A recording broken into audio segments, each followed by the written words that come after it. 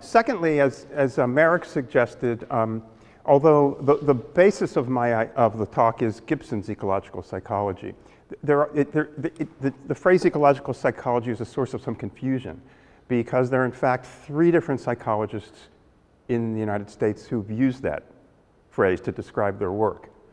And those can be easily mixed up. You know, one of them is Gibson, another is Roger Barker, who I will talk about a little bit, although I'm going to be mounting Barker's ideas on a Gibsonian foundation, which I take from some Barkerians has been okay with them. And then there's Yuri Bronfenbrenner's work, who also describes his work as ecological psychology, and I'm not going to be talking about that at all. So sometimes that phrase is misleading because you read it and you don't know which position we're talking about. Unfortunately, although they knew one another, they never got together to straighten out who was going to use which term. Secondly, my apologies in advance if I misinterpret any of the views of enaction theorists. I'm not new to enaction theory. I mean, I've been reading about it periodically over the years. I read the Varela, Thompson and Ross book when it came out, but I haven't been keeping up with it. It's only been in the last 2 weeks that I've sort of done a crash course. So there may be some things I say that are incorrect, and please excuse that. Also, in that regard, one of my major goals is to make sure that Gibson's understood properly, or the ecological approach is understood properly. And I'm not here to convince you that this is a good way to go. I just want you to reject it on the grounds in which it is offering, rather than on some other grounds which it isn't pretending to offer. The other difference, I think, is that Gibson's goals were more modest than what I gather most enaction theorists. Gibson was primarily trying to develop a theory of perception, not a philosophy of life, not an approach to life overall. He certainly thought that his views about perception could be the basis for thinking about other things, like other forms of cognition other than perception. But primarily, he's focusing on perception and principally visual perception, although not solely. Let me add, I phrased something in a particular way a moment ago, and let me go back to that. I'm not going to be drawing a distinction between perception and cognition. Rather, perception is a form of cognition. The term cognition just refers to various ways of coming to know, and perceiving is one of those ways. And there are other ways which don't involve perceiving, although I would like to think they're built on a foundation of perceiving. And then the other thing which I think is really great is that as I look over some of the literature of enaction theory, the overlap between it and ecological psychology is great. So that means the differences are small and they're interesting, and we can really squabble over them. So we don't have to sort of deal with some of the fundamental assumptions, which I think we share. I guess the way I just want to start out is a phrase that's been used a bit over the last couple of days, in that there have been some diagrams where we have the organism, and we're talking about the organism as having autonomy, and then there's this bigger box around it, and the phrase is often used, everything else, okay? I'm interested in everything else. Or more specifically, the focus that I want to take is not beginning with the organism, okay, but rather beginning with the organism environment relationship, which is a dynamic relationship. So let me begin by giving you an outline of where I'm going to go. I tried to find something appropriate. I gather this is the golf resort in the early moment of construction. I'm not quite sure. But here's roughly the outline, and it's going to hop a little bit, but at least you'll know. First of all, I'm going to talk about some principles of ecological psychology, and I want to contrast it to picture perception, not so much because I think you subscribe to this, but rather I think there are some issues about the differences between picture perception and environmental perception which get dicey between the two views.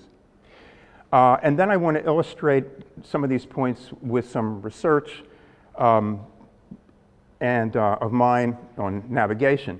Then I'll move to the concept of affordances, which is, of course, probably gotten more attention than outside of ecological psychology than anything else. And at that point, I'm going to move into the positions that I've developed somewhat not independent, but as an extension of the Gibsonian. So kind of up to here, I'm going to be doing chapter and verse of ecological psychology, which most folks that I associate with would agree, but then basically move into how I've pushed the field a little bit, and that'll be talking about cultural historical processes. Then the last 2 points is I want to root this theoretical position in a philosophical foundation. This has been a problem. One of the major goals of my book was to try to do just that. Many people read Gibson and they think, well, these are interesting ideas, but they don't fit into anything I've ever seen before. Where do they come from? So what I want to do is, in a very brief period of time, try to then embed ecological psychology into a philosophical foundation, and that will be William James's radical empiricism. And then lastly, to kind of create some fodder for discussion, I want to say a few things about inaction, and particularly inactive approaches to perception and ecological psychology, and how I think they're different. And that may give us some things to throw around. Okay, so let me start. As I said, I want to start with everything else. And so that means I want to start with the environment. So I'm going to just sort of follow the way that Gibson sort of introduces his last book. What's remarkable about his last book, if you've not seen it, his book is called The Ecological Approach to Perception. But you don't get to anything about the organism until you're halfway through the book. The entire first half of the book is about the environment, which is kind of peculiar. Most books on perception and psychology begin, with the receptors and perhaps a physical analysis of stimulation, but the receptors come early, the brain comes early. Gibson's going to deal with the perceiver pretty late. So let's first talk about the environment. By the way, I noticed just that as your steering wheels are on the wrong side of the car for me, it turns out your toggle switches are reversed. So I may be going backwards when I want to go forwards on this. So let's see. So what are some of the principles, what are some of the things we need to know about environments? First, environments surround and are extended. That is to say, if we have an organism situated in an environment is extended and surrounds the individual. And this is the case, this is a ubiquitous property of environments. The second property of environments is that they are structured. That is to say, they're not amorphous. There's variation. We can spend a lot of time talking about these structures. Certainly there are textures, there's objects, there's horizon, there's an intrinsic up and down. And there's a nesting of properties, we have sort of smaller structures nested within larger structures and so on. So, and again, this is true of any environment, including the one we're in. Okay, so the person situated in an environment, the environment is extended and it surrounds the individual, the environment has structure. Now let's talk about the organism. I'm jumping ahead now. Now, this is, Gibson considers these three terms kind of critical to his theory, substances, surfaces, and medium. Okay, so first of all, the environment consists of matter, material substances, and substances has surfaces, and a surface is a boundary between an object and a medium. In this case, you can see that the surface is adjacent to a water medium, but also a surface of an object can interface with the air as a medium. And so in the case of vision, we have a source of light which interacts with surfaces, and critically, the light is structured by the character of the surface in terms of its texture, in terms of its color, in terms of its orientation relative to the light. So what we're concerned about here is not so much the light from the light source, but rather light that's reflected off of surfaces. So for example, and I apologize, if I was more skilled at PowerPoint, you might be able to see this a little better. But the idea is what we're interested in is the way in which light is reflected off of surfaces and fills the local environment with reflected light. The reflected light is going to be structured with reference to the surfaces that it reflects from. Again, in terms of carrying information about texture, color, orientation, shape, and so on. Oh yeah, and we could, although light is reflected in all directions, we could put a perceiver at any place in that environment. And in this case, just an eye. It's not adequate view of a perceiver. It's only part of a perceiver, obviously. And then that perceiver will be in a position to begin to sample the ambient structured light. And if you have any questions or clarification, please raise them. Matters of debate, I'd rather save until the end. John? Who's saying all these things about the environment? You God? I'm sorry, who is saying all these things about the environment? You God? Me, God. Yeah, I tend not to think about myself in that way. We know a lot. We know about a lot about light and how light interacts with surfaces.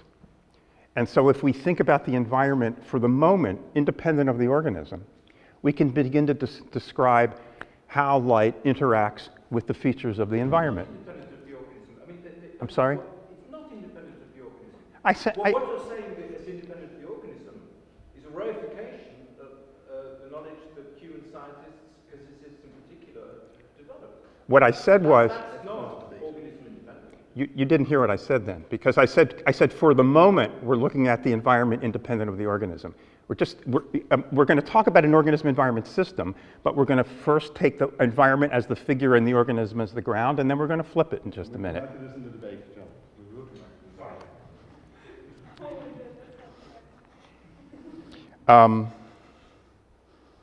It must be, I guess, let me just follow up that point with something else. What in traditional approaches to perception, again, if we're looking at the information for perceiving, typically it's described in terms of physical variables, like wavelengths of light, for example, or wavelengths intensity of sound.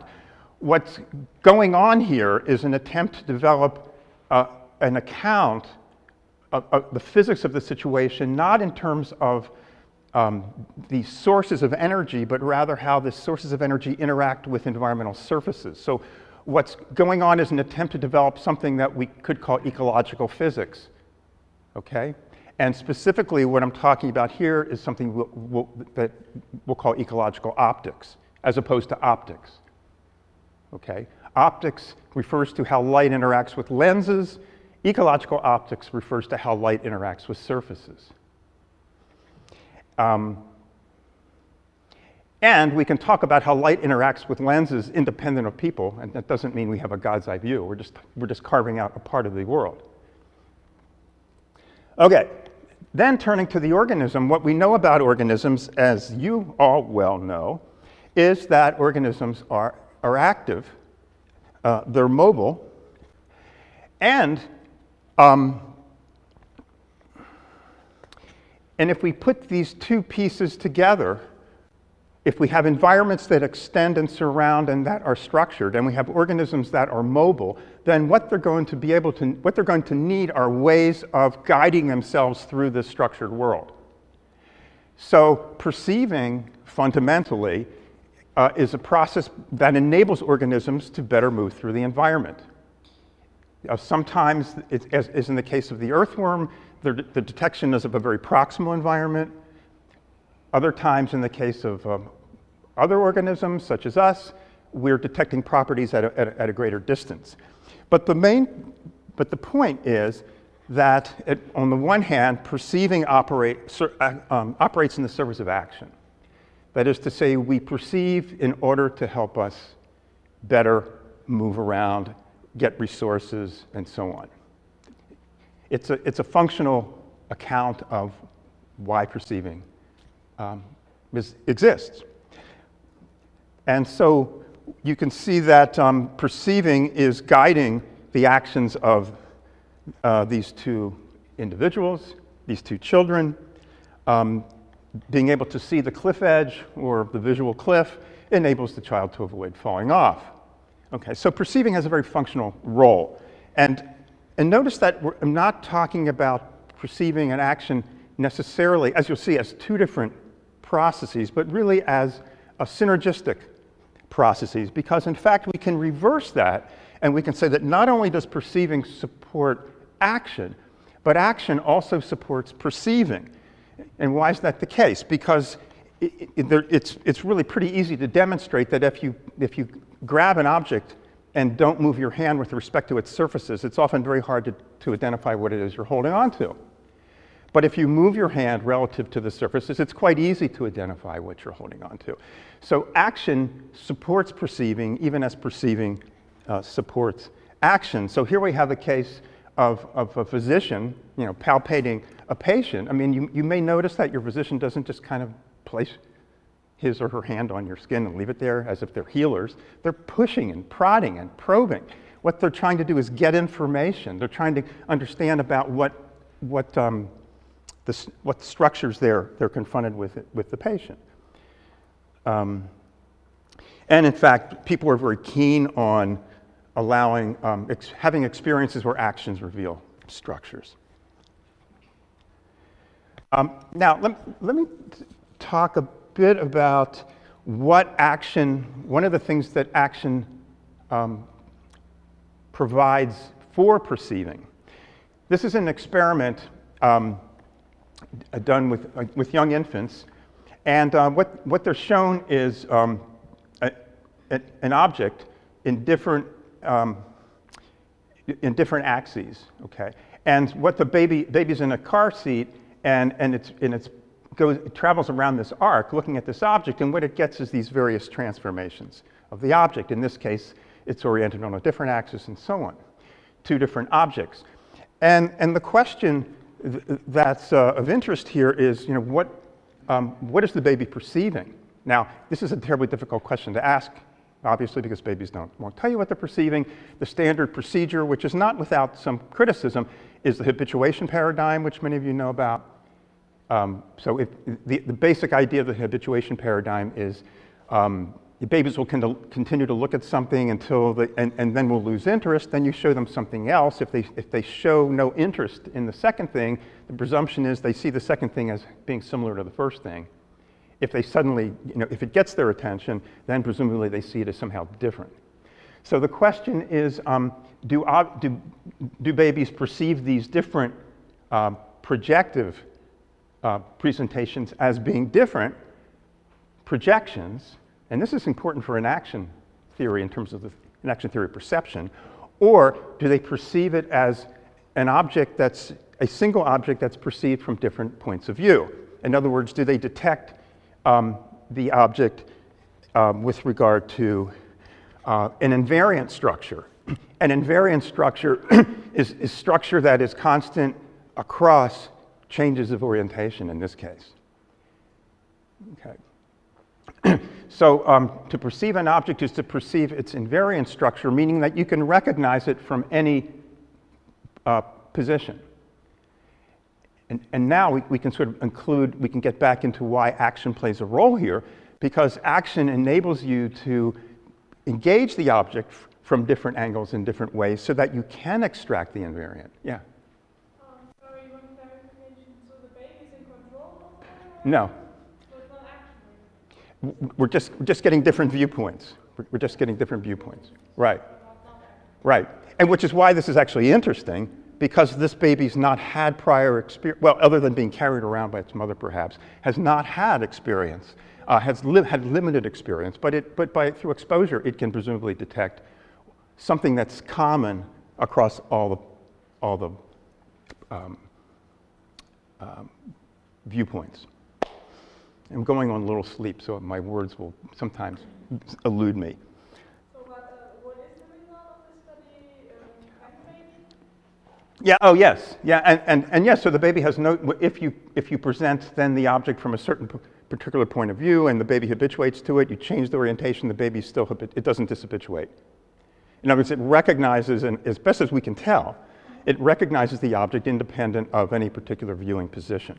In other words, what it's done, presumably, and I'll try to be clearer about the notion of invariant as I go, is that it's detected a property that is common across varying viewing positions. In other words, it doesn't perceive a projection. Now, an important point here, which I'll come to in a minute, this suggests that the notion of perceiving as being based on a retinal image, it makes no sense at all.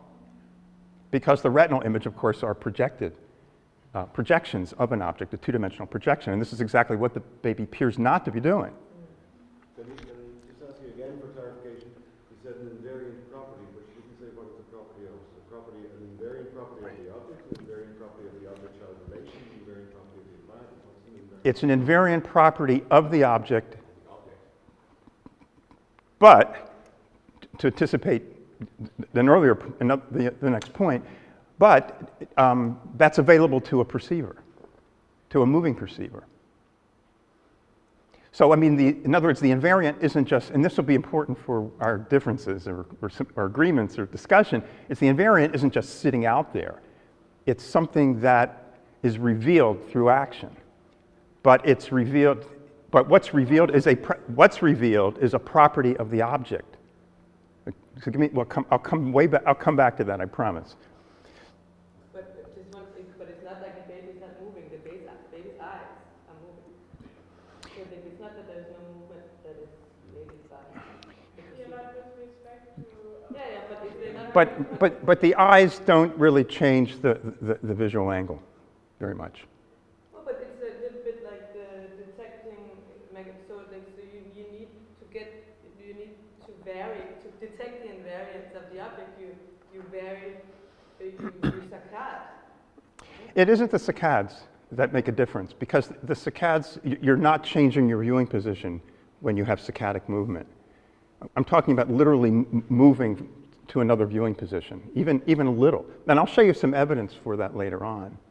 But again, if you have any doubts about this, I demonstrate this with my introductory psychology class. I mean, just pick a friend and find some common objects and then tell them to close their eyes and put the object in their hand and tell them not to move their hand and ask them to identify the object. They're going to have a hard time. Ask them to move it around, and it is easy. What's the difference between those two cases? By moving the object in your hand, what you're doing is you're detecting invariant properties of the object through action. Yeah, but I would say that's very different from the baby, because also if you move an object across somebody else's hand, Yeah. it's also difficult for the person to identify. Yeah. Whereas here you're moving the baby around in space. I also wanted to ask what age are they? Yeah, my memory's crummy, but we're talking about on the order of 3 to 4 weeks. You're right, but not completely. It turns out that self-produced action does reveal more information, and I'll try to show you why. But you don't necessarily have to have self-produced action. You can also have passive movement. I would say in the baby case, that's not actually active perception, but it's multisensory in terms of vestibular, visual invariance, or something like Well, vestibular information gives you no information about that, and there's no efference going on because the baby's not doing anything except engaging in saccades. But then I wouldn't say it's sensory motor. I'd never use the word sensory motor. Yeah, and in fact, I'm never going to use the phrase sensory motor. In fact, I think the notion of sensory is dead wrong. Okay, but I'll come back to that.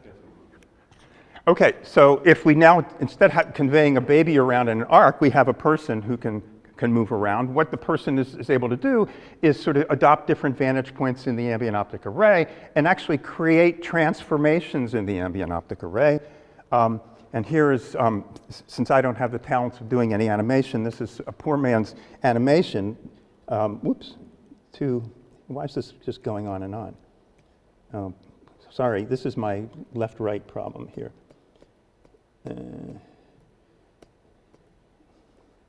Okay.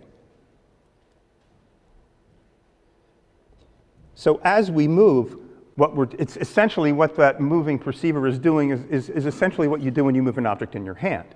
But in this case, the body is moving in the world and creating, and this is key, transformations in the optic array which enable invariants to be separated or detected in the array. In other words, it's not that you're perceiving something that's static. You need to introduce change in order to reveal what's constant. Transformations, like invariants, are revealed through transformations. And for that reason, invariants are not frozen in time. They're only revealed over time, and I can't emphasize that enough. Okay? That is to say, so I'll say it again, that invariants are not these frozen source, let's say, bases of information, but rather they're only revealed over time, and they're revealed over time because the perceiver produces transformations through movements of the body which reveal invariants. So it's a fully dynamic process, although Gibson didn't use that terminology. Okay, so what have I said so far? Quick summary. I said that environments surround and are extended, organisms are mobile, and that we develop sensitivities, receptor sensitivities, that guide movement. In some cases only eye spots, vibration detectors, chemical receptors, and so on, but they develop in the service of action, and reciprocally action facilitates perceiving. Action reveals structure, and perceiving is the detection of structure over time. So let me slow down on these last 2 points. Perceiving is the detection of structure over time, and this is going to be a crucial difference between sensation and perception, because sensations, as classically defined, do not vary over time. They're patches of light, they're pinpoints of sound, bits of sound. So they do not support perception, but I'll come back to that. The next point, which has kind of been implicit in what I've just said, but I want to emphasize it, is because I think this is a place when I read the Enaction literature where Gibson's misunderstood frequently. There's this notion that there seems to be this expression that information is out there in the environment. And in a sense it is, but not completely, because in fact information is revealed through action. Information is relational, and I'll show you a couple of examples of that. In other words, information is generated by perceivers' actions in relation to environmental structures. Now notice that's not an Enaction consistent phrase. I didn't say that structure is generated through action. What I said is structure is revealed through action, okay? Now, and again, I may be misreading the literature, and you'll have your chance to tell me that. Here's a really clear indication of this, and this is the notion of optical flow, or optic flow. When you move through the environment, remember, first of all, environments are structured, okay? We're not moving through an unstructured void. There's surfaces. As we move through the environment, what happens is we generate a flow pattern coming from the reflection of light off of surfaces, okay? And it's a very compelling flow pattern because you've all experienced it if you've been to an IMAX movie or or there's all sorts of illusions of movement where you feel yourself moving and you're not really moving. It's because the flow of optical information is information about self-movement, okay? Now, a couple of points to make about this is one, this clearly points to the fact that the information is relational. Because in the case of self-generated optical flow, as I'm moving through the world and the world flows around me, it only flows around me if I'm moving. Optic flow does not exist if I stop. The instant I stop, it goes away. So in other words, optical flow information is relational information because it only is present when the perceiver is engaging the environment. Okay? And you could say, well, maybe it's an efferent copy. But in fact, as you know from the example I offered you a minute ago, you can be sitting still in a movie theater and still get compelling feelings of movement. And in fact, it's such a subtle sort of information that there's this experiment, wonderful experiment done by David Lee, where he brings people into a room. David Lee is at Edinburgh, and has them stand on a balance beam. Okay, I mean it's just a plank that's narrower than their foot length, and unbeknownst to them, the walls of the room, walls and the ceiling are independent of the floor, and it's suspended on a crane. So what David and his colleagues do is shift the walls just a little bit one way or the other, almost imperceptibly. And what happens, well, you kind of imagine it. So you're standing on a balance beam, and the walls just shift just a little bit this way. What do you think happens? The person falls forward. Shift it the other way, the person falls backwards. Because what he's doing by shifting the walls is generating optic flow, and optic flow is information about self-movement. Now, in this case, he's producing the change, but normally, and again, this is the important point, we are producing the information. Now, we're not producing the information in our heads. We're generating the information through our interaction with the world. Yeah? Just on that point of clarification, I think it's probably a good idea if you explain your term information, because it's... Yeah, information, what I mean by that is a characteristic of let's say the light or the sound, the array of it, which specifies some feature of the environment. Okay, so in this case, if I'm looking, let's say I'm manipulating the object in my hand, the information is that which is invariant, the environment that I discover as I manipulate the object. Okay, so information specifies properties of the environment. Why is that important? Well, go back to one of my earliest claims that perceiving is a function that enables organisms to engage their environment. You want to be able to perceive the environment that you're moving around in. You want to be able to perceive resources and hazards and so on. And so what you're doing is detecting properties that specify these distal surfaces. And these properties are, I can elaborate on this, are somewhat ambiguous in a stationary array, but they're not in a moving array. Very much not computational information. No, it's got nothing to do with computation. In fact, I haven't talked about anything going on in the head. I'm talking about the organism-environment interaction. Ezekiel? I fully understand, I think, the main point I'm trying to give, but, you know, the importance of moving the ways of relating and somehow connecting to these invariant structures. But I'm very confused with the language that you use sometimes, because I mean, sometimes you say that things are revealed through transformations, as if I am, the discoverer or something that is out there. And just now you said that through self-movement we're producing information. And I know that, information in this sense is meant to be relational, so that, but the terminology sometimes seems to imply that actually it's something that is out there, and I am actually the discoverer of something that is out there, as opposed to something that is actually produced in that interaction. These are really hard issues, but what I'm trying, and I want to come back to talking about the notion of independent versus relational later. But what I want to say is that the information is revealed in the organism-environment interaction, but the information, the invariant, is a potential property given a moving perceiver.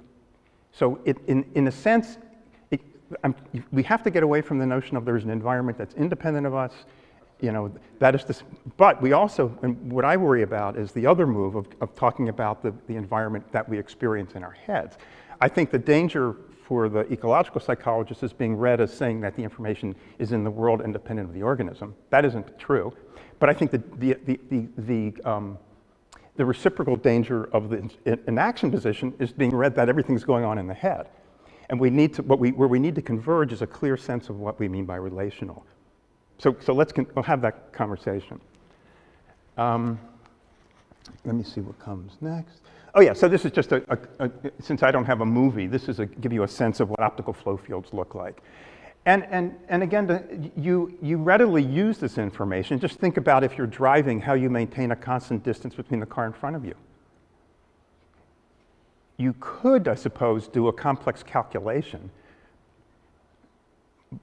But all you need to do, if you want to maintain a constant distance from the car in front of you, is just to keep the size of the object constant, of the object in front of you. If it starts to get bigger, you're getting closer. If it starts to get smaller, you're moving away. So you kind of adjust your movement in order to achieve that goal.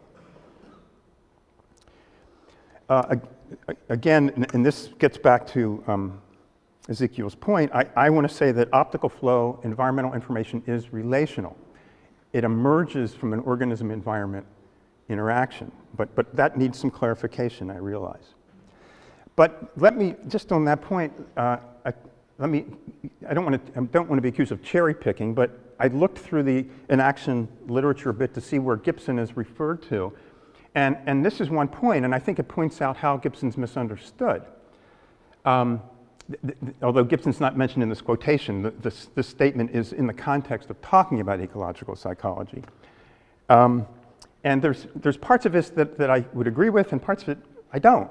So for the inactivist, sense, I haven't identified the source, and I could if you want. But for the inactivist, sense is not an invariance present in the environment. Well, from an ecological point of view, I don't even know what that means. Okay, because we're not even talking about senses. We're talking about invariants that emerge in organism-environment relationships. And certainly they're not retrieved. They're detected. Okay, it's not like we're fishing out there in the world, but they emerge from the dynamic interaction.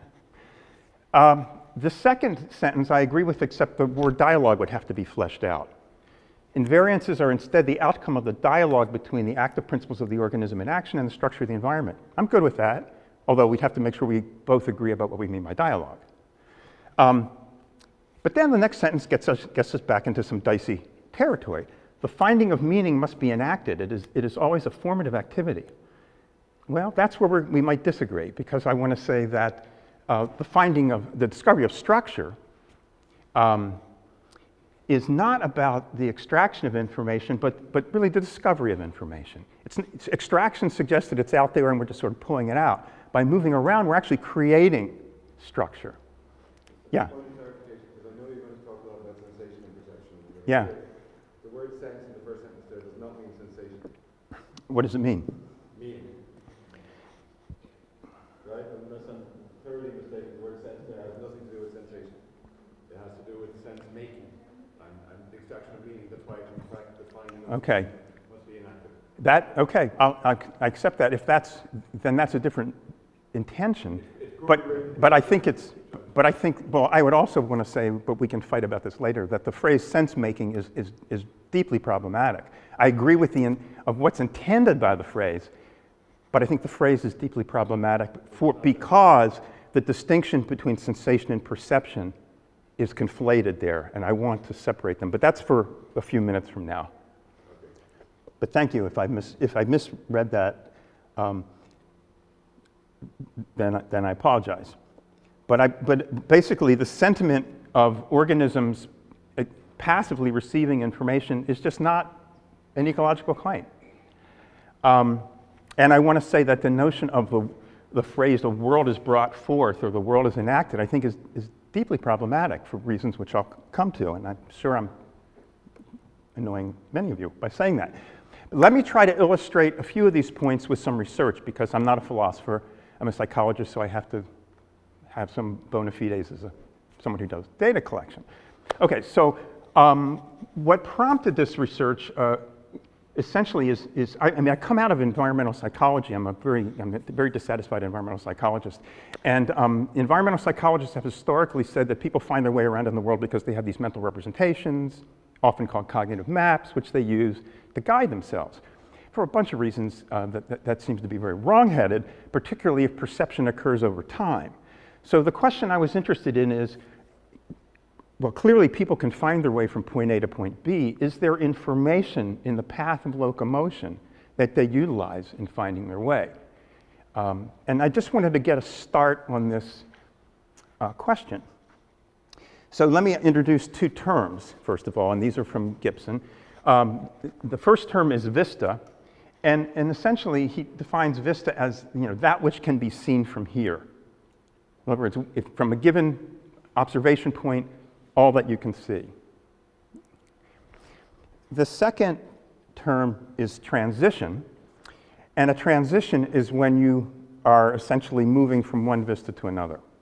So in the course of moving through a transition, you're leaving one vista and opening up a new one. And let me see, yeah, okay.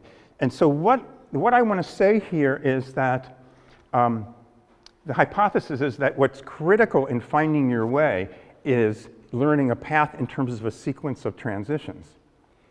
And again, a transition is the revealing of a new vista and if you will, an exiting of the prior one. And I can elaborate on that a little bit, but let me just say that what's important about a transition is that it's generated, again, through action.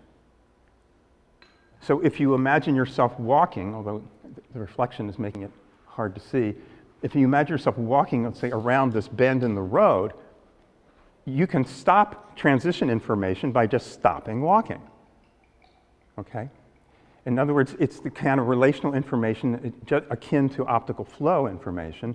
It's self-generated, but it's generated in relationship to environmental structures. If you don't have an arrangement of vistas, or maybe put it simply, if you don't have, let's say, a surface occluding another surface, when you move, the more the surface behind is revealed or concealed, but that's a function of your movement.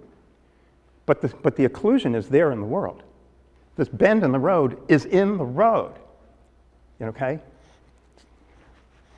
So the experiment, quite simply, and this is busy and maybe impossible to see, first of all, what you have to do is take this and put it up here. This is a continuous time record. I should have tried to print it in landscape, but I'm primitive. And what's happening is the perceiver, a videotape of a 20-minute walk through a complex environment was created. And then participants in a laboratory were just asked to watch it and just to press a key on the computer when they saw something that was useful for finding their way. Okay. So basically, the film is playing. This, you can't see, is time. This is the number of responses, okay? And what you can see on first viewing, it's a bit all over the place. There's some responses in certain places that are more like, that are clustered more than others. If you can see these brackets, is that possible from the back? Yeah, sorry about that.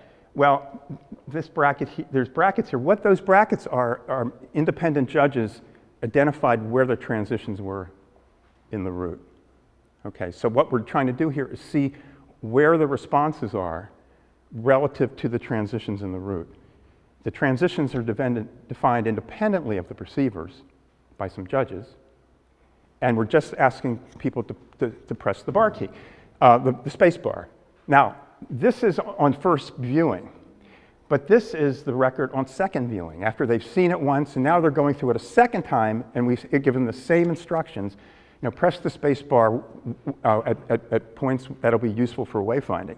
And what you can see in the change is, first of all, the variability gets greatly reduced, but also the responses, with a few exceptions, cluster at the transitions.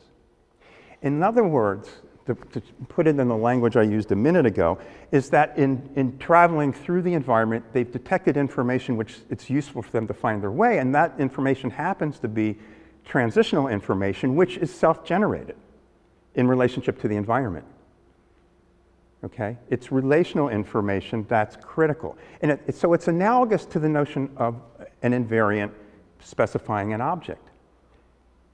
Through movement, we detect relational moving an object or moving with respect to an object, we detect the structure of the object.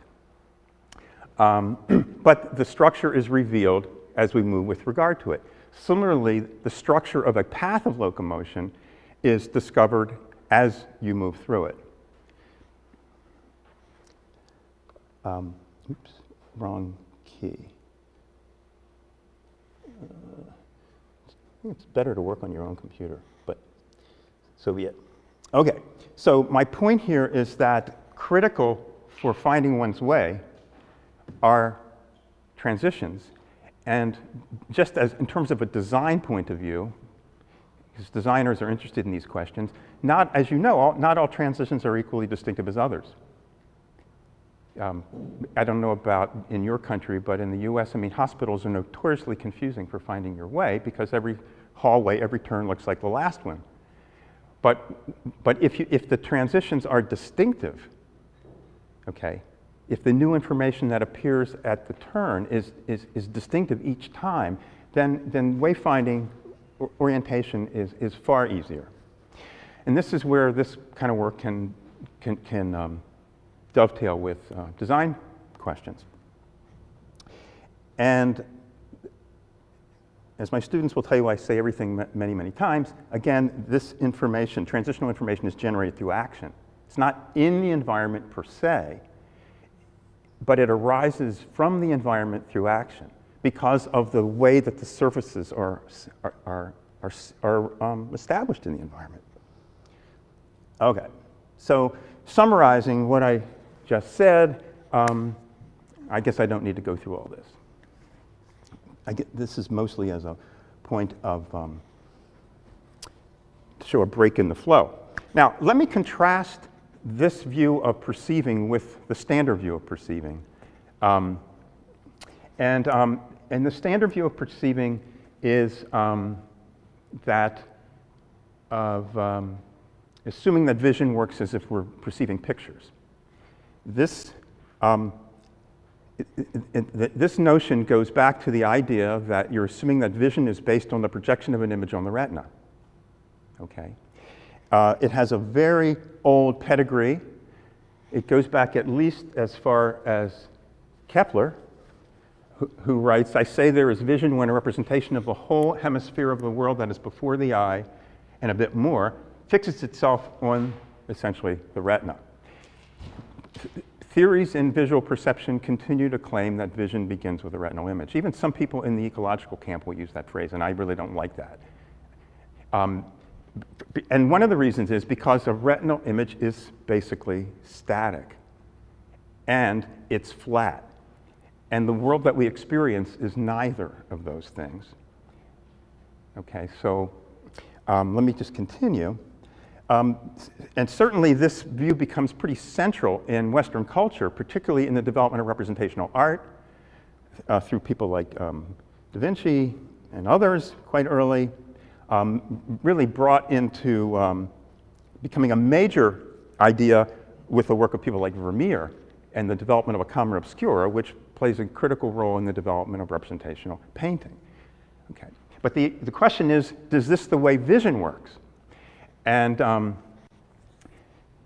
it suggests that the first step in vision is static, an image on the perceiver. And that results in a sensation-perception distinction. This first level is essentially sensation, which presumably is impoverished or limited. As I'll show at the end of my talk, Noe talks about it as perspectival views. Yeah? Can you just quickly say why you say it's static? In what sense is the relational image static? Yeah, because, well, for the simple reason, I mean, you're certainly right that there's movement on the retina, but notice that if you go back, if you think about just photography, I mean, one of the first things you have to learn, if you're a child, is not to move the camera because the image blurs. You take a moment in time and then it's static in that moment, but that applies to anything. But you're right, except that to get a clear image, you need a moment of non-movement. Your shutter will take care of that. But let me continue. But our experience is of a continuous world. So how do we explain that? The typical view is that the brain is sent these static images that then get assembled. Okay? Yeah? That's actually very strange because in order to sample something, you need to decide on a window in which you say, and within this period we assume something is static or something like that, and we file it. I don't dispute that at all. I'm just giving you the standard line. I'm not defending this position. No, but I don't think that anyone is defending this position because it's so ridiculous. It's more that they are reducing themselves to the study of static pictures or something like that. But if you look at, I'm serious, if you look at most accounts of visual perception in psychology today, the first step is going to be a momentary slice of information that's frozen in time, a saccade. And so if we're picking up these momentary slices, we have to assemble them to perceive a dynamic world. However, if we're not detecting static slices, if we're detecting information over time continuously, we've created a false problem, if you see what I'm saying.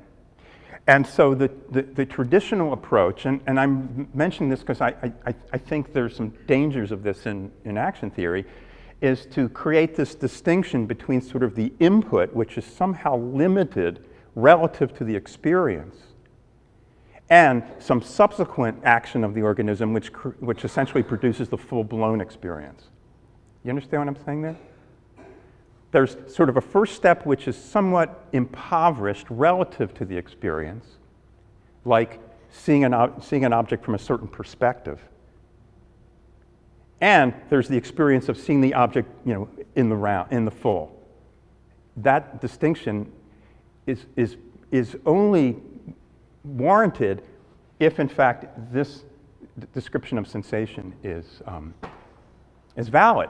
But now I'm trying to show you that from a cultural historical point of view, the notion of a static image doesn't come out of the study of vision, it comes out of the study of representational art and was incorporated into vision. People, I'll come to this person in a minute. Oh, but let me just elaborate. So typically the stories you get in the mainstream psychological theory, and this comes out of the major figure in all this is 19th century theorist Helmholtz, is that so what happens in perceiving is that you first get some partial cues, and then they need to be assembled or integrated. Helmholtz said you make an inference based on partial cues. So the difference between sensation and perception is that sensation are these somewhat reduced information. Let me say properties that do not fully account for the experience of the environment, but only partially. And then we need to enrich that, elaborate that. Or another way of saying that, and this is when I'll come back to the Enaction view of perception, is that that perspectival views of objects need to be converted into experience of the object by the perceiver, and I'm going to dispute that. But that'll be clear at the very end. But what this leads to is a position that none of us in the room want to be in, which is this position here. Because if the early stages of, in this case, vision, are somewhat impoverished, and the organism has to therefore assemble these various impoverished pieces of information to experience the world, what you have is an experience separated from the world, and we don't want to be there. By the way, this comes, if you'll notice, figure 1-2, this comes from chapter 1 of a book on perception, undergraduate textbook. This is essentially telling students, here's how vision works, okay? Descartes could have written this textbook, right? And it's not, by the way, a quirky one. This is a mainstream, I mean, it's Goldstein's Sensation of Perception. It's one of the biggest selling perception books in the United States. Which is, by the way, very interesting.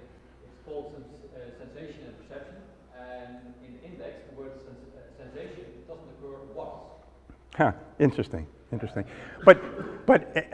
that doesn't surprise me, but the entire account of perception, although he's in various editions, he's giving more and more space to ecological theory.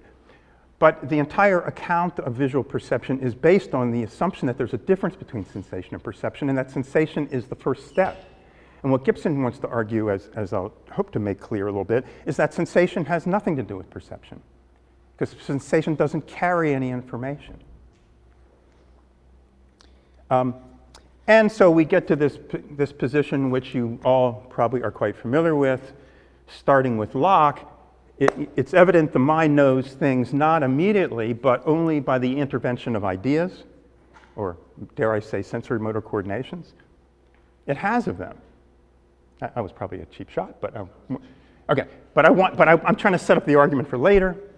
Our knowledge is therefore real only insofar as there is a conformity between our ideas in our heads and the reality out there. We're creating two worlds. And as Fred's been saying for the last couple of days, I gather none of us want to create two worlds. Okay.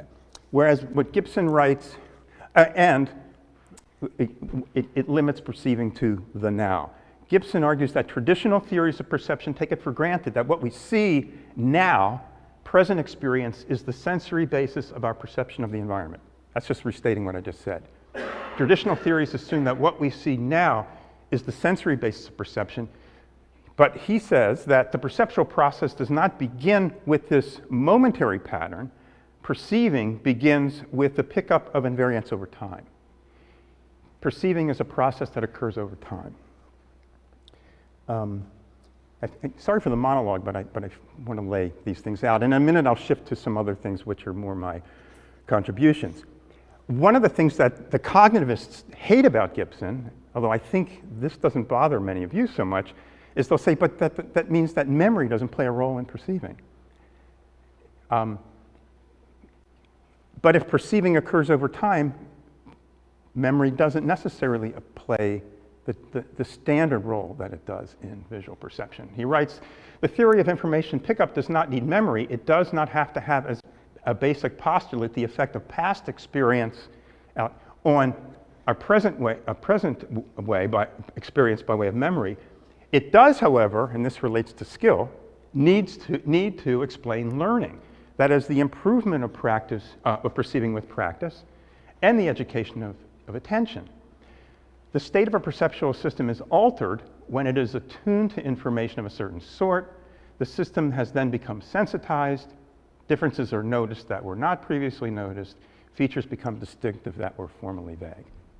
So you're the judge of whether this should be a question for later. But with the memory, how do you explain the baby experience of the rotation without some sort of like memory placeholder? That's not a skill, that is a placeholder of, there's an object in my present environment that looks something like this. Yeah. The problem here is the problem with the word memory, because it means different things. If you mean the effects of sort of prior exposure cumulatively on the present, sure. You can't discount your history. If you mean that there's this memory trace in your head that you therefore use to enrich the momentary sensory pattern, Gibson's going to say no. And that latter point is what the standard claim, the cognitivist claim about perception is. So he's attacking the cognitivists here. The cognitivist use of memory in theories of perception. And so as I want to say what's happening, and Gibson doesn't develop this too far, is that in the course of an individual's lifetime, there's ongoing attunement. So at any given moment, you bring a history of perceptual attunements, sensitivities, if you will, to the situation. And I think that's part of what we mean by being skilled, except in that case, we're talking more about perception action processes. All right, let me move ahead in just a second. But just to reinforce something, so the received view, the traditional view, draws a distinction between sensation and perception. Sensations are sort of impoverished input. Perception is the full awareness of the environment.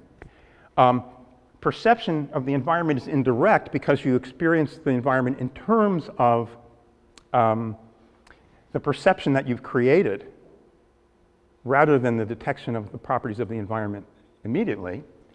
And what it leads to is mediation theories and enrichment theories. The debate I want to have with some of you maybe later is whether Noe and O'Regan's theory is a mediation theory. I'm inclined to think that it is, but I might be wrong.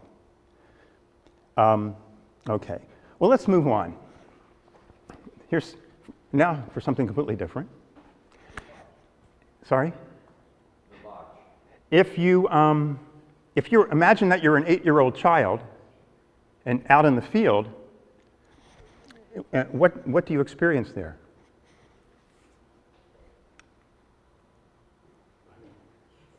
Yeah. I mean, I would assume for many of you, it's like I'm on that tree right away, right? It's a tree that affords climbing. Now, why does it afford climbing? Let's go back to the previous photo. What makes it a climbable tree? I mean, it's not hard to start enumerating the reasons, right? The trunk's low to the ground, blah, blah, blah, blah, blah, you know, we can name it. And so, in fact, we can talk about trees as a category of objects, but trees differ in their affordances. This is not a climbable tree, although, I mean, you can climb it, and I certainly have done it as a kid. It's not fun, and it tends to be really messy. That is not a particularly climbable tree for a human being. It affords climbing to some extent. That affords climbing, that doesn't.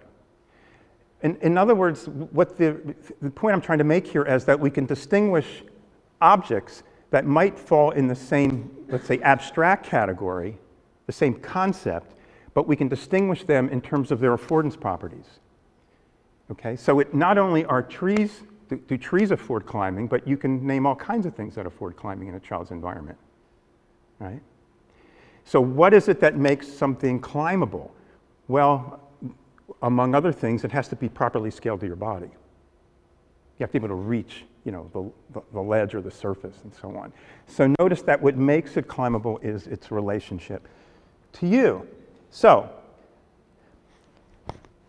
and let's take the notion of a sittable surface. What affords sitting on is relative to the perceiver. This is a wall in front of the student union at my college, which begins, you know, very low at one point and keeps getting higher and higher and higher. And I just had my two friends, Phil and Joe, you know, kind of occupy two positions on this wall. And you can see, although I'm forcing the point, Phil could sit on this, but not comfortably. It readily affords sitting for Joe. At this point, it readily affords sitting for Phil, but it's the same wall. In other words, given the different sizes relative to the perceiver, the affordance changes. And in this case, I'm perfectly happy to say we're talking about embodied properties of the environment. We're describing the environment with respect to the body. Okay? Some data. Hopefully, many of you know this work. This is Bill Warren's classic experiment on affordances. And the results are very revealing. So what you have here is an experiment where people are asked to judge whether they can step up on a step, on a riser. Okay? And what the experimenter can do is vary the riser height. Okay? So the distance between the two step surfaces can be very small, it can be really big. We've experienced steps that vary in that way. So all the perceivers are asked to do is just say yes or no, the step is climbable.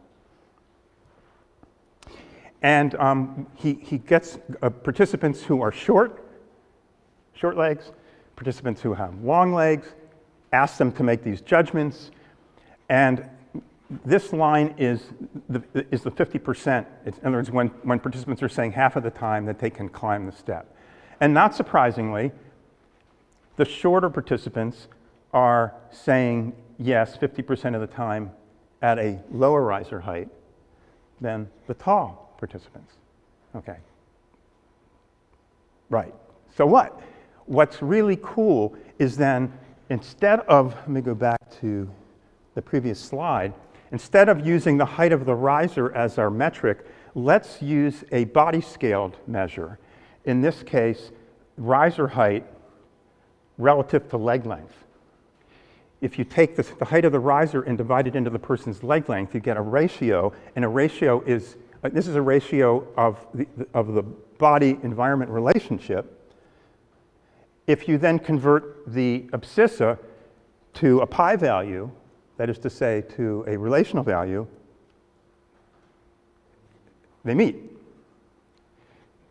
And what does that say? What it says is that they are perceiving relational information that affords stepping up on a surface. Okay? This experiment has been replicated with a lot of different kinds of materials since then. This was published in '87. What I think is important about this, I think it's a fairly convincing demonstration, as have been the subsequent experiments, that information is relational. Okay? That is to say, the perceivers, regardless of their height, are perceiving relational information that affords stepping up on.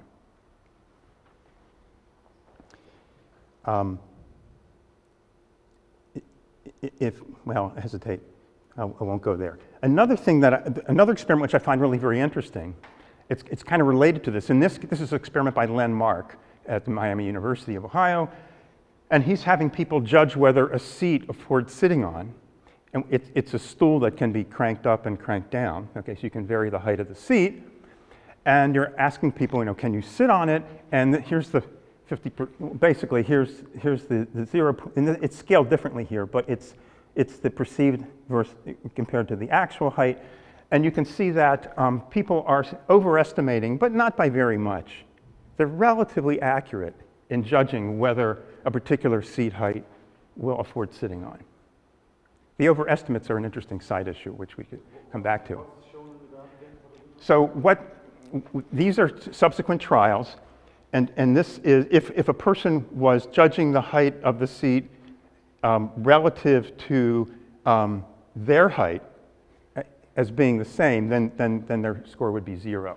So this would be an underestimate. This would be an overestimate. So they're slightly overestimating the height of the seat. But that's not the important point. Now, what he does in this experiment, though, is he does the same thing again, but he puts blocks on people's shoes that elevates their height by a number of inches. And what you see, not surprisingly, is now they're underestimating. Okay, but the important point is, well, what happens? So what have they learned in this experiment so far? Have they learned sort of the absolute height of the seat, or are they learning body-scaled information? So what happens in the rest of the experiment? In this case, the individuals are just standing still, looking at the seat. In this case, they're allowed to move. And so you can see that generally the pattern of overestimates still obtains, but roughly these are pretty accurate judgments. We're talking about minimal differences. I mean, these are centimeters. But what's the most interesting point of these data are these guys here, the ones wearing blocks on their shoes, and that in fact, as they move, they recalibrate their judgments. Okay? So movement enables them to recalibrate what affords sitting on and what doesn't. It's a dynamic process. Hopefully that's the end of that. Okay, now let's push this a little further. Is affordance judgment body scaled? Everything I've said up to now suggests the answer is yes. But a new line of research is largely by Dennis Prof and his students is pushing the boundaries a little more. Let's say we have an experiment here and we want to know, does altering body mass by wearing a backpack affect your perception of environmental properties? Now, what does that mean? If you're wearing a backpack, what we're thinking is that it changes your relationship to the environment. And if environments are perceived relationally, you ought to perceive them differently. And so in Prof's experiment, he has people wearing backpacks, not necessarily with babies in them, weighted backpacks. And he asks them to judge the slope of a hill. In one case, a 5-degree slope, in another case, a 31-degree slope. These are the judgments with no backpacks. These are the judgments with backpacks. Okay. There wasn't, he had a haptic measure. It was just sort of using a board to kind of tilt to make a judgment. That didn't show the effect. But visual and verbal reports showed that if your body mass is increased, the slope of the hill seems more severe, both with 5 and 31 degree slopes. This has been replicated in lots of ways. Here's one replication where people are judging distance, not slope. This is judgment of distance, estimated distance to actual distance without a backpack, and you see a fairly accurate pattern, although again, what's peculiar in this work is you get these under and over estimates, which we could talk about later. The most important point, though, is the relative differences. You're wearing a heavier backpack, your body mass is increased, distances seem farther. Okay. Does that mean, therefore, you're perceiving the world subjectively? No. It means you're perceiving the world in relationship to your body. Okay. Does it mean you're perceiving the world independent of your body, as sometimes Gibsonians are accused of saying? Of course not. This precisely reinforces the Gibsonian point that you're perceiving the world relationally. So it's not in your body scaling, but action possibilities. I want to say that affordances, if you'd like a definition that I wrote at 6 a.m. this morning, so I might backtrack a little bit. Affordances are action possibilities of the environment taken with respect to an individual. Gibson emphasizes that they're neither objective nor subjective. You can say they're both, or we'd rather say they're neither. That the objective-subjective dichotomy is really not helpful at all in psychology. And Fred's been making that point over the last few days. Rather than being objective or subjective, it's properties of an organism-environment relationship. And in doing that, what we're adopting is a psychological level of analysis when we're adopting a relational view, rather than a physical or a mental, let's say a physical analysis. When we adopt a psychological level of analysis, we're talking, among other things, about functional properties relative to the perceiver, in this case, affordances. Okay. End of part 1, but that was most of the talk. Let me tell you about the ways in which I've tried to push these ideas a little bit. And it has to do with the way in which evolutionary biologists have been thinking about adaptation. Even though, and here I'll just make a snide remark, even though evolutionary psychologists haven't figured this out yet, evolutionary biology talks about adaptation in a way that psychologists often don't. The standard way of talking about adaptation comes out of Herbert Spencer in the 19th century, and it's the notion that an animal adjusts to the environment. Spencer put it, we adjust the adjustment of inner to outer. In the 1850s, William James wrote a devastating essay on this, trying to indicate why this is so wrong-headed. But let me just take a simple approach to this. Instead, we want to say that adaptation not only involves organisms adjusting, but also changing their environment to better fit with it. It involves an organism-environment reciprocity. And if you start looking for evidence of this, it's all over the place. There's a great book, if you haven't read it, called Niche Construction, that was published about 10 years ago, which is all about the ways in which organisms, from microorganisms to humans, alter their environment to better live in it. And here's just a few examples. I don't know if beavers are native to this part of the world, but this is a beaver dam. This is constructed as a lodge for beavers to live with their families and raise their young and so on. And it's assembled by creating these nests. Spider webs are another example of niche construction. In the case of beaver dams, they might last for several months. In the case of a spider's web, it might last for a matter of hours. Termite hills. This one is a particularly interesting one, and Fred mentioned leafcutter ants. What these chaps do is not only do they create these huge underground spaces to live in, but they also transport leaves in to create essentially agriculture within their nest. In other words, they produce their own food supply. Now, what I'm trying to say then is that it isn't that the organisms are merely adjusting to the environment, but we're also changing the environment to better adjust to it. This is this ongoing cycle of niche construction. And these are bowerbird nests, these huge nests, and here's these strange creatures, building, changing their environment to better support their activities in the woods. Niche construction is ubiquitous. It's everywhere. It's with all species, and humans have developed it to a high art. What are we doing when we're engaging in niche construction? We're creating new affordances. We're creating properties that support action relative to the individual. And a great deal of we could look at a sort of a major slice of cultural evolution as niche construction.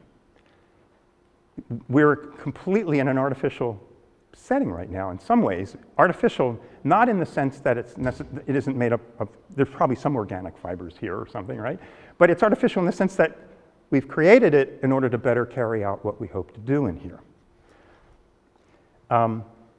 And so, just to make this part short, so these niche construction and generally sociocultural influences are collective and cumulative, and as is well known, especially in many much European thinking, that each of us is then born into an environment that is already structured by sociocultural activities.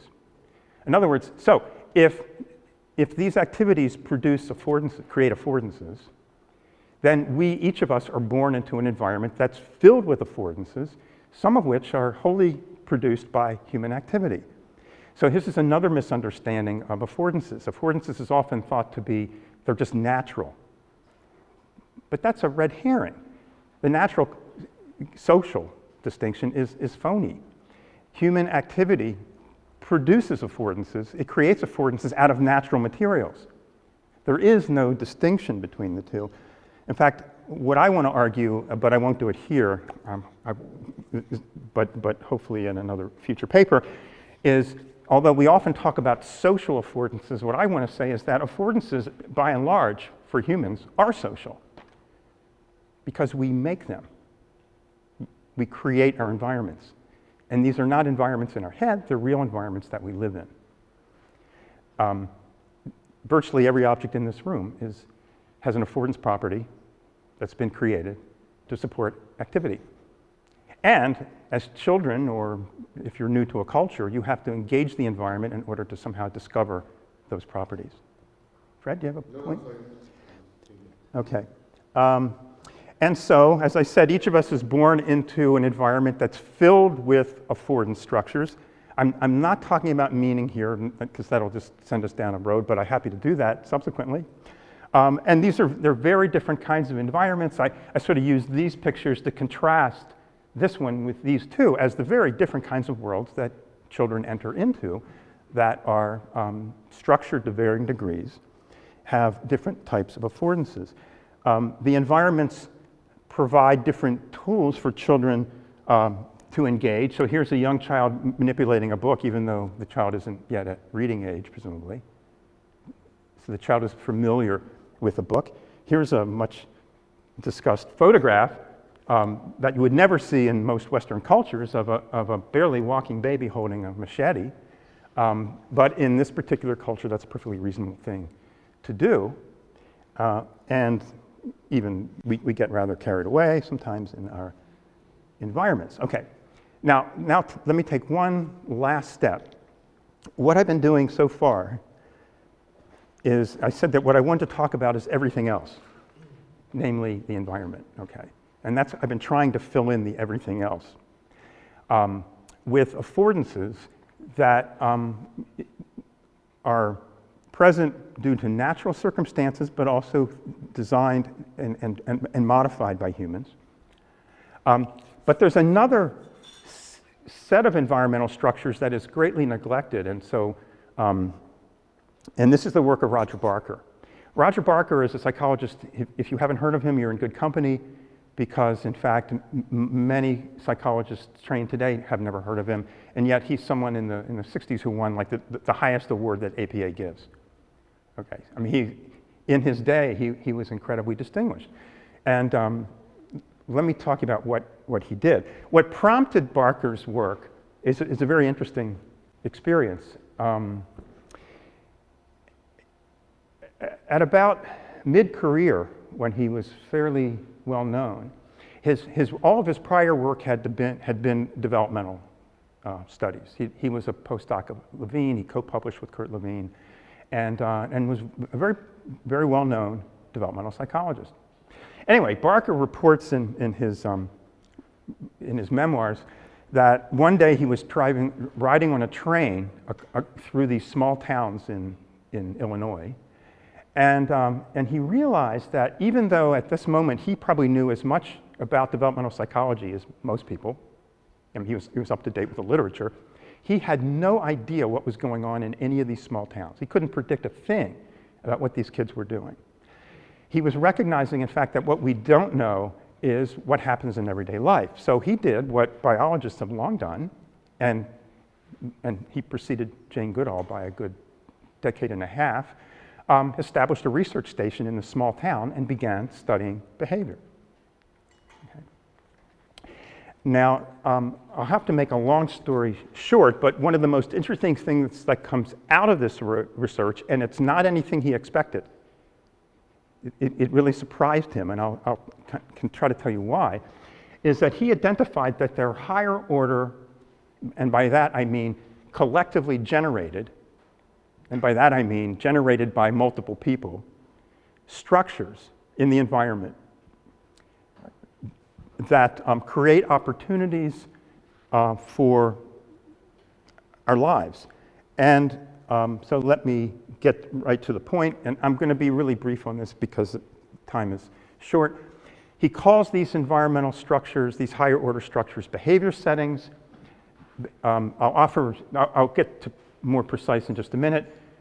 Behavior settings are dynamic, relatively stable, time-limited ecological entities. And the easiest way to explain a behavior setting, it's actually quite easy to explain it, you're in one. Okay.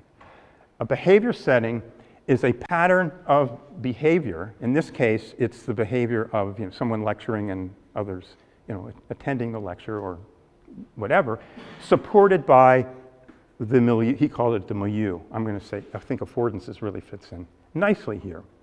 By the way, the reference, if you don't know about Barker, which is at the bottom of the page. Here are the properties of behavior settings. They occur naturally as a function of the collective actions of individuals. They pop into existence. Games pop into existence. Classrooms, meetings, parades. You can kind of go on and on and on. These are collective activities, but they're structured. They're composed of a dynamic pattern of individuals and affordances. They are objective in the sense that, and this is in that this behavior setting has a specifiable geographic location. Anybody have a GPS on them? You can specify where this behavior setting is, objectively. It has a temporal boundary, started at 9:25, ends at, I'm going to shoot for 11:20. If I started before 9:30, that would have been, I would not have been in a behavior setting at the time. So there's a collective agreement about where behavior settings are and when they start and when they end. Okay, so they're relatively stable structures, but have a particular life. This issue is what I'm currently doing research on. The settings are discriminable. You know when you enter a behavior setting, and you know the meaning of the setting. You know what's going on at the place. That's an empirical claim which I hope to have some data for in a few months. They're quasi-stable, meaning that they respond to threats to the integrity. So let's say instead of a lecture, this is a classroom, and you have one sort of disruptive child who's threatening the integrity of the setting. Yeah, what you say, Ellen says to John, sit down. You're interrupting the class, and so that leave that to the debate after. and that sort of returns this helps to restore the setting integrity. And if John still doesn't respond to Ellen, then we just bodily throw him out the door. In other words, it's a biological entity we're talking about that's collective, that operates to maintain its own stability. What I think is really cool about Barker is he's thinking at a level that most psychologists never get to. He's thinking about extra individual environmental structures. They exist of any independent of anyone's experience, because if you step out of the room to go to the bathroom, we don't just all flop as, you know, mannequins. We're going on without you, okay? And I can say a lot more about that. What led Barker to this discovery is really pretty interesting. What he did in his work is he and his research team followed children throughout their day and basically just recorded everything that they did and the setting that they were in. And what he wanted to know is, what could I use to predict the behavior of children at any given time? The assumption, there are a couple of assumptions you could make. One assumption is that if you knew about the kid's personality, you could predict what they'd be doing at any given time. Or, what Barker thought, if you knew what the child just immediately experienced, like a stimulus, you might predict what might immediately occur. None of those things turn out. It turns out that the best predictor of what a child is doing in that town at any given time is just knowing where they are. A nice way of phrasing it is that the behavior of different children in the same setting had less variability than the behavior of a single child across settings. I don't know about you, but I think this is like an incredibly cool idea, and if we don't work hard, it's going to be forgotten. Because no one's doing this work anymore. So I'll push on. So behavior settings are all over the environment. We enter them, we help construct, we help generate them. They constrain our behavior, they create possibilities. We move through the environment by entering and leaving behavior settings all the time. So getting back to the everything else, what I want to say is that part of what's the everything else outside of the organism are affordances and behavior settings, generated relationally. Okay. They're independent, but they're not independent. Well, that's a debatable point, obviously. So I would like to say that behavior settings and affordances constitute the ecological resources of a place from a psychological point of view. They essentially create opportunities for doing things.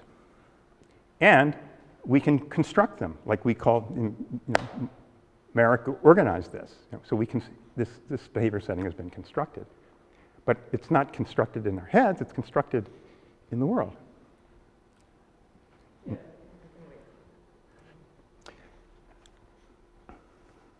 So if you can indulge me for just a few minutes. It's not good practice to put maybe the most abstract part of the talk toward the very end, but I want to try to give you just a general sense of what sort of philosophical foundation all this rests on.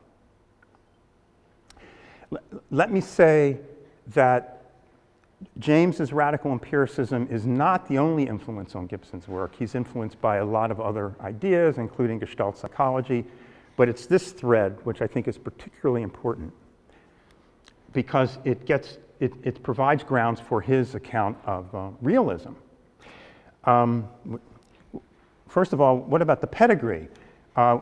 William James developed the philosophy of radical empiricism. It's in the Principles of Psychology, published in 1890, but it's embedded in it. If you don't look for it, you won't find it. He starts developing the ideas in the 1890s, and his book, Essays in Radical Empiricism, appears in 1912 after his death. One of his students, who saw himself as the standard bearer for radical empiricism in the subsequent years, was Edwin Holt. And Edwin Holt was Gibson's graduate mentor. So part of what I do in the book is kind of establish that lineage. So what I want to basically say is that the kinds of relational claims that I've been making all along rest on Jamesian radical empiricism. First of all, and I am making this very brief. First of all, what does James attacking? With radical empiricism, he's attacking the entire English psychology derived from Locke and Hume and the entire German psychology from Herbarth, so far as they treat ideas as separate subjective entities in the mind that come and go. In other words, what James is rejecting is mentalism, both the British empiricist tradition and the continental tradition. Not surprisingly, folks who become deeply influenced by James's writings are Husserl and subsequently Heidegger and Merleau-Ponty. So that whole alternative begins partly and just partly with James. So there are three. He lays out three principles of radical empiricism. By radical, he means that it must be an empiricism that admits into its construction, its theoretical construction. It neither admits into it anything that's not directly experienced, okay, and it doesn't exclude anything that is directly experienced. And the next point is the point that separates him from those two traditions, because, and this is the most radical part of radical empiricism, because what James claims is that what is directly experienced is not only things or objects, but the relations between them, okay? If you know a bit about Hume, I mean, the whole problem with induction with Hume is that we see these separate entities and then we make inferences from them based on contiguity of past experience. But the assumption is that those relations, the contiguous relations, are not perceived, they're inferred. That's Hume's point. And James is saying, no, they're perceived. They're in experience.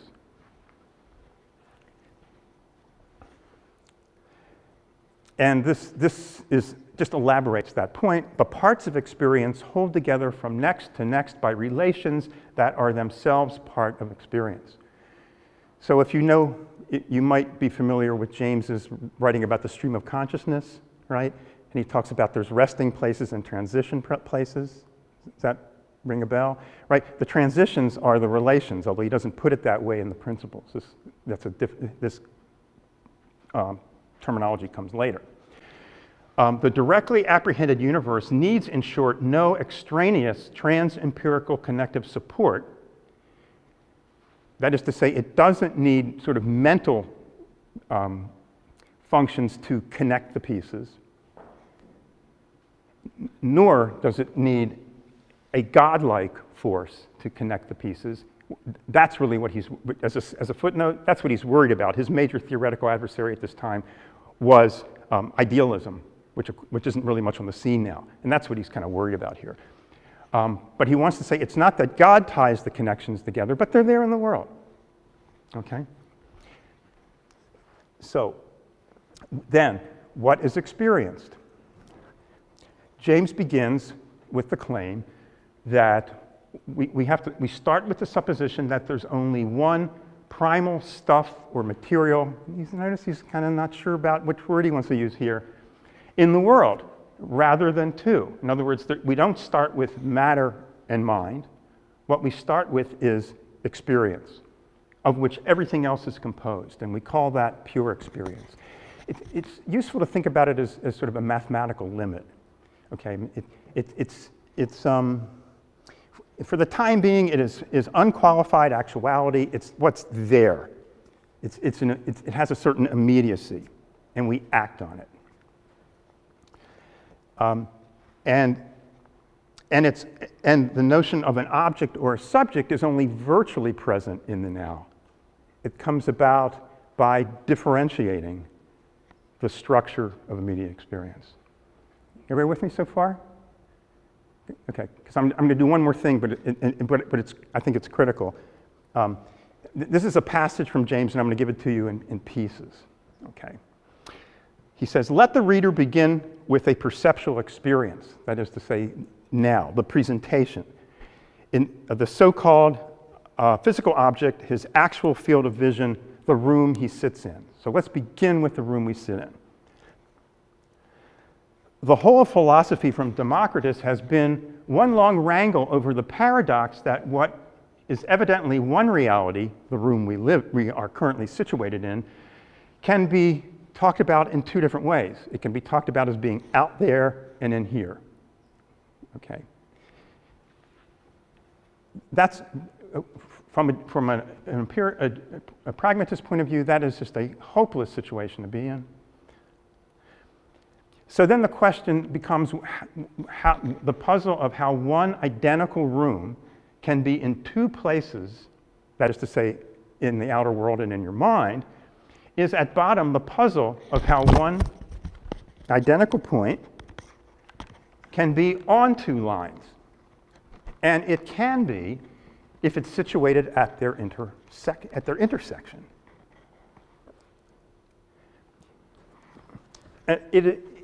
If it be that pure experience of the room, this sort of immediacy of our experience, this pre-reflective experience, to use a more phenomenological phrase, were a place of intersection of two processes which connected it with different groups of associates respectively, it could be counted twice over. I'll try to clarify this. Although it would remain all the time a numerical single thing. So we're experiencing something that is the conjoining of two histories, okay, that can be traced back independently of one another. But experience itself is at that moment of convergence. The experience is a member of diverse processes that can be followed away from it along entirely different lines. One of them is the reader's personal biography. In other words, all the things in your history that have, I'll use a Gibsonian phrase, that have attuned you to the possibilities of this setting. And the other is the history of the house in which the room is a part. The very same that is to say, immediate experience, is the terminus ad quem of a lot of previous physical operations like carpentering, papering, furnishing, warming, and so on. In other words, niche construction. And of a lot of future ones. As a room, the experience has occupied that spot and that environment for 30 years. So in other words, what I think he's offering us here is experience as not being separated in terms of environment and person, although that comes subsequently on reflection, but rather experience that immediately points both to the environment and the person simultaneously, like an affordance. One, I think, nice development of this idea, and hopefully Kurt Lewin is getting rediscovered, and it's really quite warranted. Lewin wouldn't describe himself as a Jamesian, but if you know about Lewin, he conceptualized behavior, and that's the term he used, as being situated in a psychological field. And so this is the person, these are the various regions of the psychological field. If he were to go on, he would talk about the valences that these might have, which might draw or repel the person to these areas. And so behavior is a function of these multiple forces. He's thinking of, and James was just at the beginning of this notice, Lewin is talking about field theory, not Newtonian physics. Okay, the Gestalt psychologists were all colleagues of Einstein. The reason I introduced Lewin is because this diagram, which I really, really like. So this is that area that I just showed you a minute ago, which is the person and the environment, combined, okay? But this is it over time. And so at this, let's say at any point along here, the character of the person is a function of its history, just as the character of the environment is a function of its history, as James said. And so experience, or in Lewinian terms, the life space, is a convergence of these two histories. Gibson didn't particularly like this because it was a little too phenomenological for him, but so summary comments I won't get to. So what do I have? What's my beef with inaction theory of perception? And let me just return to this diagram here to remind you that the traditional theory, which we're all trying to get away from, draws a sensation-perception distinction. It tends to put perception in the interior of the organism, and they tend to be mediational theories. And I feel that, and I might be reading it wrong, so correct me, but I feel like the enaction theory of perception comes very close to repeating these same problems. Let me just try to show you why. Let me just show a couple passages from Noah's book. Can you not read that because of the color? Can you see that okay? No. Well, I tried to put the quotations in one color so you could separate the quotations from my comments. This quotation and the one that's on the next slide go together, so let me take them both together. Noah writes, to encounter its visual potential, and the visual potential of the object to be perceived, is to encounter its actual shape. In other words, when we encounter the potential, we perceive the actual shape. Now, where do we get the potential? When you experience an object as cubical, merely on the basis of its perspectival aspect, you do so because you bring to bear in this experience your sensory motor knowledge of the relation between changes in the cube's aspect and movement. Hopefully this is familiar. If this is unfamiliar, then not being able to read this would have been impossible to follow, I'm sure. To experience the figure as a cube on the basis of how it looks is to understand how its look changes as you move, okay? Now, what's wrong with this? Well, first of all, I think it starts to reintroduce the sensation-perception distinction. And let me show you how. Is this at all visible back there? Mm-hmm. Okay, this is the quotation again. The crux is that perspectival properties, and a perspectival property is the object seen from a particular vantage point, are not merely visible qualities such as shape and size, they are looks of things, they're visual appearances. To see a circular plate from an angle, for example, is to see something with an elliptical perspectival shape. And to understand how that perspectival shape would vary as a function of one's movements with respect to the perceived object. So in other words, you perceive the perspectival shape and you also see the virtual shape of the object because you anticipate, what would emerge if you did this, that, or the other thing. We can do this because we understand implicitly that circularity is given in the way how things look with respect to shape varies as a result of movement. Now, there's a couple of things I think are really wrong with this, and first of all, I think it's really bad phenomenology because you don't see elliptical shapes. You see circular shapes. You don't see perspectival, appearances. You perceive objects in the full. So what I'm afraid, and he probably would disagree with me, I'm sure, is what we're doing here is we're kind of slipping back into a sensation perception mode again. And if you do that, then the sensory motor coordination that follows might lead us back into a mentalism that we don't want to get back into.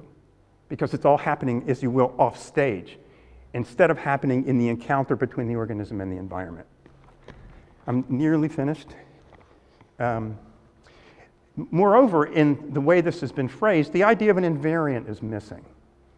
That is to say, if we don't detect perspectival shapes, what we detect are invariants through action, literally action, not anticipated action, not motor schemas, but by bloody moving around the world, okay? And I could sort of hammer this home, but again, my experience of circularity, just as my experience of the variation in its perspectival shape, we don't perceive perspectival shape unless we're thinking about picture perception. In picture perception, we have to be very concerned about perspectival shape because we're dealing with a flat surface. I won't belabor that point, but let me take one statement that comes from Noah's book, Action and Perception, where he explicitly talks about Gibson, and I can hope to show why he's misreading Gibson. And I'm a little surprised he does, because I also know that he knows Gibson's work pretty well. So I don't quite understand what accounts for this. Gibson's view can now be usefully reformulated in the context of the inactive approach to perceive structure is to perceive structure in the sensory motor contingencies. That is to say, in your anticipation of what something would look like if you moved in certain ways. To see that something is flat is precisely to see that it as giving rise to certain possibilities of sensory motor contingencies. And I would say, well, first of all, you don't perceive it as flat. And secondly, because what you do is you detect the invariant structure in relationship to your movements in the world. So that takes experience and puts it back at the kind of in the relationship between the organism and the environment. And what we can argue about momentarily is what I think this account does. It's a really slippery slope that heads you back into mentalism. And I don't think that, and I know that's not where you want to go. So if Gibsonian theory can offer you anything, it might be able to perhaps fine-tune that.